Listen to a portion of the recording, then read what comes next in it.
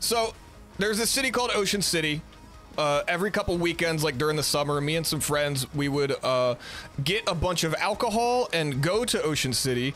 And basically our goal was to just not remember the entire trip and then end up back home at some point. It was kind of just like what you did at Ocean City. A lot of just like degenerate activity. But one time we went there and we met this homeless man. That's all. Yeah, that's all Ocean City is. We went there one time and we met a homeless man. And this homeless man, we were like, I'm not gonna say what age we were, but we were young, and we met this homeless man who was like, maybe like 37. Yes, we were all 7, we were toddlers. We met this homeless man who was like 30 or something, probably like around the age that I am now. And we just somehow just like ended up hanging out with him. And he was like, we thought he was cool, right? Like, you know, when you're like a kid and you're an idiot and you're like, oh, this older dude's really cool. Look at him. He knows how to hang with the young kids. He's such a, all these other adults are losers. They don't get it. And then you find like a cool older guy and you're like, wow, he's so cool. When in reality, like, it's really fucking weird, right? like looking back on it now, it's like, why was he hanging out with us? That was a homeless 30-year-old man. That was very weird. So it was a very bizarre, you know, weird experience, but we were kids and dumb. So, but we had fun. Nothing bad really happened. We just had a fun time. And then we parted ways with this man. Now, one of my friends, though, really, like, you know, became good friends with this homeless man that we met for a weekend while we were all drunk. So we got his phone number. And then the next time we went up to Ocean City, my friend said, hey, let's hit, I'm not going to say the homeless man's name. Let's call him Rick. Let's call this homeless man Rick. One of my friends was like, hey, I have Rick's number. Let's hit up Rick before we go to Ocean City and we can hang out with Rick again. And some of us were like, that seems odd. That you want to that we should hit up the 30-year-old homeless man to hang out with at the beach before we go, but we were like, okay, sure, why not? So we hit up Rick, and Rick turns out Rick is not actually a homeless man. What he actually is a 30-year-old man who lives with his dad in his dad's basement. And he just gets rides to Ocean City sometimes and then just gets stranded there for weeks at a time. So that's why we thought he was homeless, because he just gets he hitchhikes to Ocean City, just exists there for a couple of weeks and then finds his way back to his dad's basement. So we happened this time to be his ride to Ocean City for some reason. I don't recommend anyone ever do anything like this. So we drove on our way to Ocean City. We stopped at Rick's dad's house. Rick came out, you know, he got into my truck. I was driving, by the way. He got into my truck. I was driving a Toyota Tacoma, a 2-door Toyota Tacoma. There was like 4 of us in a 2-door Toyota Tacoma pickup truck. Rick got in the car. He had with him a 30-pack of Busch Light and a CD, a mixtape CD that he burned himself that said what looked like it was written in blood on the, I still have it. It looks like it was written in blood on the mixtape, and it says "Songs for Dad" is what is written on this blank CD. And he insisted that we must play it. He would not let us listen to anything else on the drive. We had to listen to Songs for Dad, which consisted mostly of very weird, obscure folk songs. Play it. It's like buried in a closet somewhere. I have it, but I'm not digging it out to play it right now. It was like really weird folk music. It was like very, very strange folk music. So this man, by the way, he brought a 30-pack of Busch Light with him, and we were like, oh, cool. He's bringing the alcohol, so we don't have to buy any now. This is where we started realizing we made a mistake. As soon as I pick him up, he starts going into the 30-pack and cracking them open and just chugging them. And then I'm driving a pickup truck, so it has like a little window that like you could see out the back of the truck.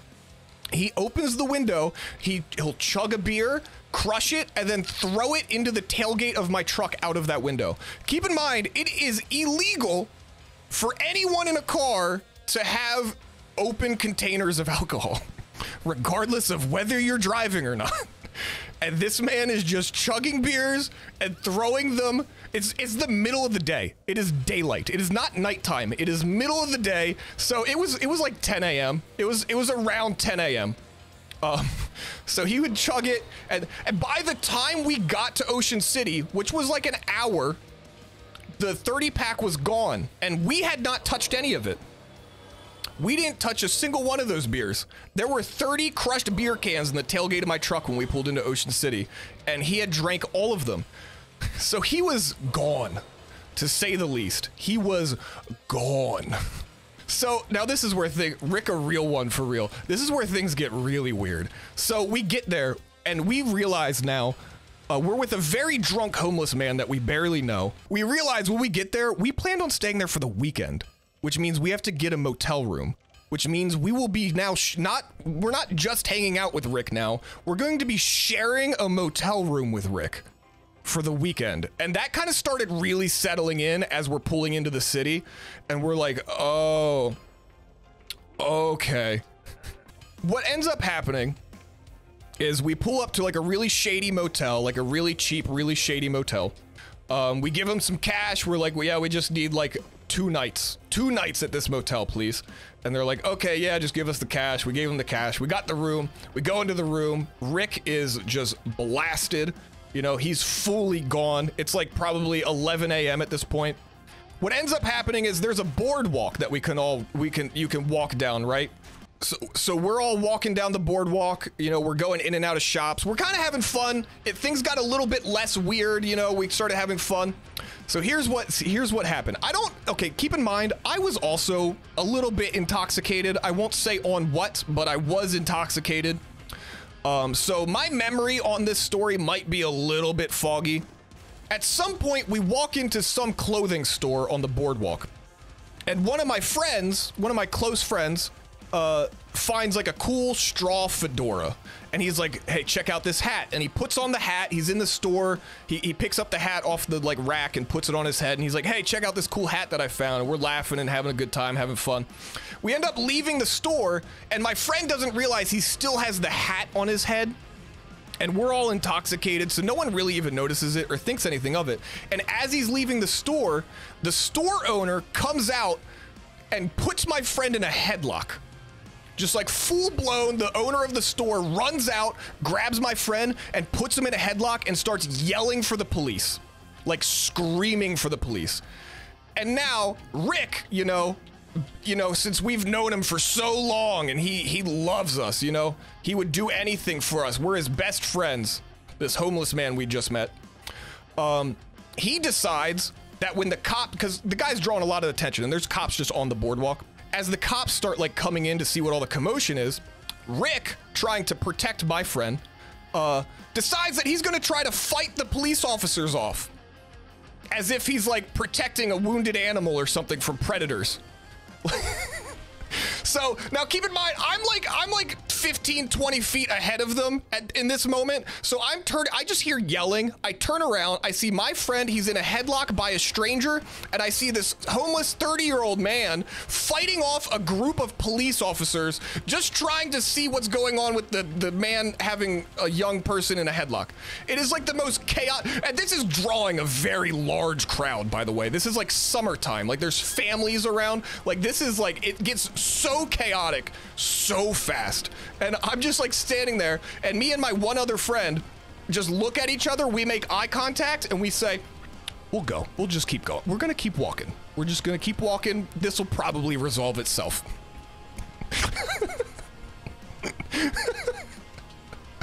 So we end up just walking away. We removed ourselves from that situation. Now, don't worry, it continues to get strange. It continues to get more and more strange. Eventually, like maybe like a half hour later, me and my other friend, we're like a mile down the boardwalk at this point. We just walked away. And we're just kind of hanging out. I think we stopped and grabbed some food. My one friend that was put in the headlock, he reappears. We just see him and we're like, yo, What's going on? Like, where were you? Did you get arrested? Like, what happened? And he was like, no, the shop owner, because it was a total accident, right? He didn't mean to walk out of the shop with the hat. But he was like, no, the shop owner thought I was trying to steal from the shop, and then all I did was just give him the hat back, and then Rick started fighting cops, so all the attention just kind of went to him, and I just kind of slipped away. So he just, like, slipped away, and so we all met back up, and Rick was just gone. So we were like, okay, Rick's in jail. So I guess that solves that problem. We just assumed that Rick was in jail because he tried to fight a bunch of cops. And we had a fun day. We hung out on the beach. We had some drinks. We did some fun, totally legal activities. It was a good time. And then eventually it got late. It got dark out. So we're like, we should start heading back to the motel. We should head back to the motel. We'll call it a night, and then we'll have some more fun tomorrow. Now, at this point, it's very dark. It's very late. It's probably like 1 or 2 in the morning. So we're on the boardwalk. We can see the motel. We know which room is ours. We're on the ground floor, and our door is facing the boardwalk.